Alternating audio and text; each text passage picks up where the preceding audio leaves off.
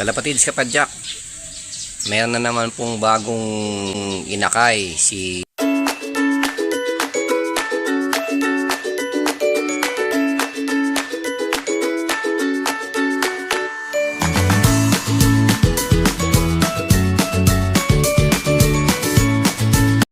ang kulay po nung isa parang blue bar na gray.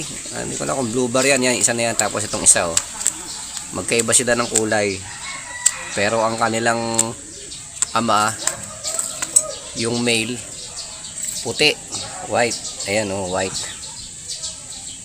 full white siya. Ayan ayan.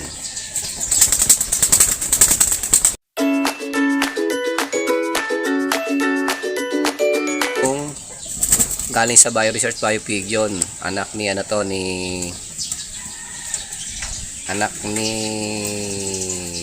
yun, Jana Arden, anak ni Jana Arden. Itong isa, anak pala ni Greater. Ayan, kamukhang kamukha yan. Ayan. Oh.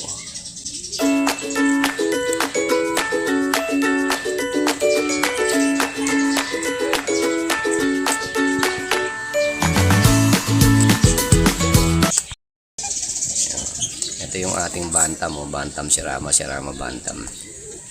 Marami na huna ilabas na itlog to. Ayan. Kaya lang wala similya yon kasi nag-iitlog to kahit walang kapares. Ganyan po mga imported na na manok.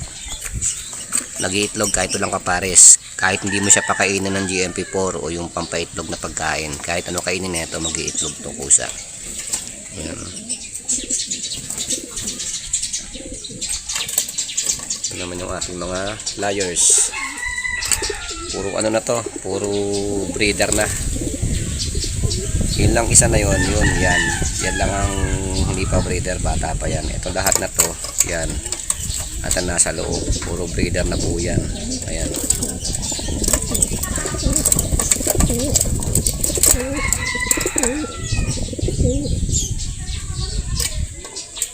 Ito po yung si Greater pala. Ayan si Greater. Ayan. Tapos yun yung galing sa Bio Research Bio Pig yun. Ayan. Ayan.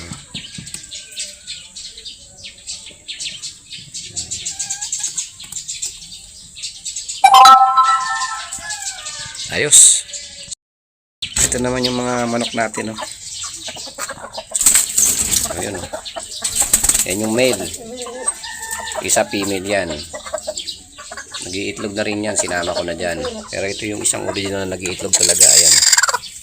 Yan, maraming itlog sa loob yan. So tingnan natin kung mapipisa niya lahat yan. Ayan. Malapit nang mapisa yan. Ayan.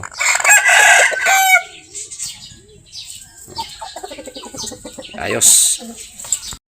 Naman yung dating sisiw. Ganda ng manok nito, itong isang to, para malaki makita nyo. Yan yung isa sa anak ni Kalachik. Wala na kasi si Kalachik, hindi niya na makikita to. Pero ayan lalaki rin po yan. Ayan kita niyo yung palong.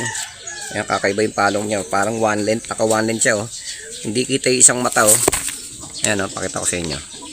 Hindi yan. Ayan kita nyo, di ba? Yung kanyang palong one length, nakabagsak. Hindi kita yung isang mata. Ayan ayan humarap na isang mata niya kita Kakaibang manok po yan mga kalapatids. Anak po yan ni Kalachik. Kung nanonood kayo ng video ko, yung mga nauna kong video, makikita nyo si Kalachik ko na itsura. Ayan. Alos kamukhang kamukha niya. Ayan siya Ayan. Pero ito, bagsak ang bagsak ang kanyang palong. Naka one length Alos di na makakita yung isang mata. Di ba? Ayos. Po yung isang anak pa ni Kalachik, tingnan nyo. Ayan mamang mama na rin laki Ayan Ayan, tingnan yung palong, halos pare-pareho lang sila, di ba? Ayan ayan Ayan. Pero original talaga si Kalachik. Kung nakita nyo yung si Kalachik, yun talagang pinakamaganda kasi ang laki talaga ng paa nun, hita nun, mataas sakang leeg nun, mahaba. Ito kasi hindi mahaba leeg nito nakuha lang nito yung palong. Saka yung kanina pinakita ko sa inyo na rin anak din ni Kalachik. Ayan yan kita nyo. Ayan yung palong yan O, diba? Pero hindi na siya katulad nung kay Kalachik na ano, mahaba yung leeg. Ayan o. Mailap lang to. Hindi ko kasi nahawakan to eh. Ayan. Ayos. Ito naman po yung ating mga African lovebirds. Ayan. Kailangan ko kasing palitan to. Palitan tong itlogan na to para makapag-itlog sila ng maayos. Bali, ang tagal din bago nag-itlog to, kaya lang hindi natuloy dahil nga ito nasira yung takip. So, bibilihan ko siya ng ganito kalaki para mag-itlog sila ng maayos. So, hindi ko pa kasi hindi pa ako nakakabili, tsaka aayusin ko pa talaga yan. Ayan, ito naman yung dalawa na hindi na nag-itlog, napakatagal na. Ayan, nasa loob, tatago. Ayan mga kalapagis kapadyak ko, pag gusto nyo ako subscribe and like and share. Ayan, nakikita nyo po, Greater Estong Loop. Ayan po yung hanapin nyo sa YouTube, Greater Estong Loop. Ayan. Ayan, sumingit naman tong isa. Ayan, sumingit eh. Ayos. Ito naman yung manok natin. Ayan, nakakalat lang sila. Ayan, ito yung mga hinahayaan lang natin makalabas sa kulungan, tapos kusang bumabalik po yung mga yan. Hindi katulad ng ibang manok na nakakulong.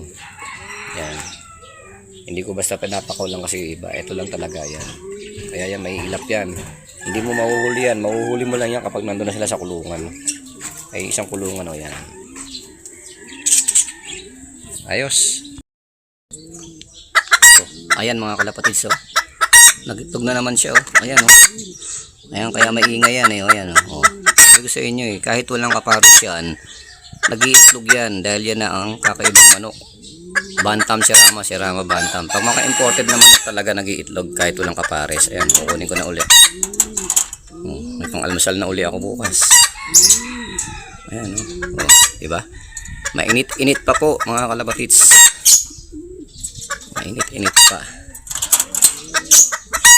Ayos. Imported na kalapatids galing sa #BioResearch BioPigeon. Ayan si Jan Arden. So naglilimlim siya, may itlog na naman po. Yung kapares niya imported din po yan. Ito yung ating mga lovebirds na parakit. Sila na lang kasi napamigay na natin yung iba. Ito naman yung ating mga breeder. Ayan, bagong breeder natin yan. Ito sa baba. Ito, bago din natin to. Ayan. At ito yung ating matagal ng breeder na, ayan German Inbridge. German Inbridge yan. Ayan. Ayos.